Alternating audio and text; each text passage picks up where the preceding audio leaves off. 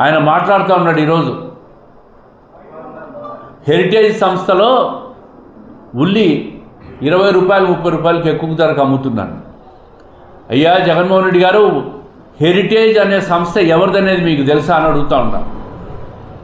Heritage సంస్థ అమ్మేసి 8 సంవత్సరాలు అయిందని చెప్పి వాస్తవాన్ని నువ్వు తెలుసుకోలేకపోతున్నావు. హెరిటేజ్ సంస్థ మాది కాదు, ఫ్యూచర్ గ్రూప్ అని చెప్పి పత్రికా ప్రకటనలు కూడా చేసేసినారు. చంద్రబాబు నాయుడు గారికి కానీ ఆయన కుటుంబానికి కానీ హెరిటేజ్తో సంబంధం లేదు. ఇప్పుడు ఆ విషయం మీకు తెలియక ప్రజలకు ఏదో ఒక ఫేక్ ప్రచారాలు చేసే ప్రయత్నం చేస్తూ ఉండవు. నేను ఈ సందర్భంగా అడుగుతున్నా, భారతీ సిమెంట్స్ మీదే. భారతీ సిమెంట్స్ అన్నిటికంటే అధిక రేట్లకు అమ్ముతూ ఉంది సిమెంటు.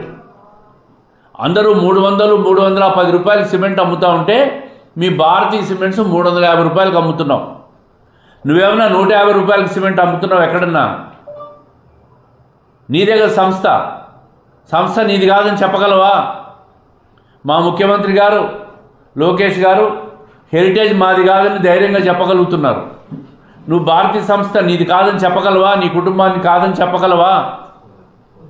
సాక్షి పేపర్ ఉంది. సాక్షి పేపర్ 5.5 రూపాయలకి 6 రూపాయలకి అమ్ముతూ ఉండవు. 2 రూపాయలకి అమ్ముతావా? సాక్షి పేపర్ 2 రూపాయలకి అమ్ముతావా? సాక్షి పేపర్ నీ కుటుంబాన్ని కాదని చెప్పగలవా? ఏదో విషయం పట్టుకొని ప్రభుత్వం మీద దుమ్మెత్తిపోయాలా, చంద్రబాబు నాయుడు గారిని లోకేష్ గారిని అల్లిలేకి తెచ్చి ఏదో ఒక విమర్శ చేయాలని చెప్పి మాట్లాడడం తప్ప,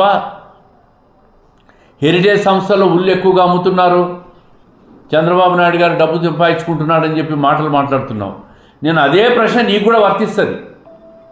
ఇదే సాక్షి పత్రిక, భారతీ సిమెంట్స్ నువ్వు తక్కువగా ఇస్తావా? నువ్వు చేసేది వ్యాపారమే కదా.